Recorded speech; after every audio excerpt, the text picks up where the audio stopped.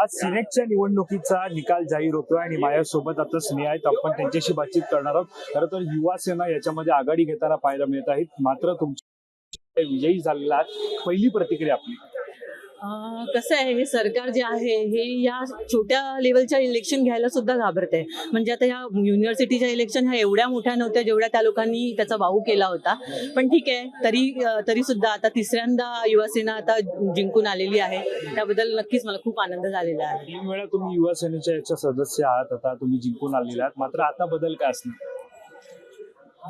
आता आम्ही नक्कीच प्रयत्न करू की अजून कॉलेजच्या स्टुडंटसाठी खूप चांगल्या सोयी उपलब्ध करून देऊ आणि त्यांचे जे प्रश्न असतील ते सॉल्व्ह करण्याचा नक्कीच प्रयत्न करू. नक्कीच आपण पाहतोय वारंवार विधानसभेमध्ये कायदा सुव्यवस्थेच्या गोष्टी जी माहिती दिली जाते आणि अधिसभेमध्ये ज्याला आपण सिनेट म्हणतो त्याच्यामध्ये अनेकदा आपण पाहते विद्यार्थ्यांच्या फी बाबत असेल किंवा अनेक निर्णय घेतले जातात. सध्या फी वरून पालकांमध्ये नाराजी आहे. यामध्ये कशा प्रकारचा निर्णय तुम्ही घेणार आहात?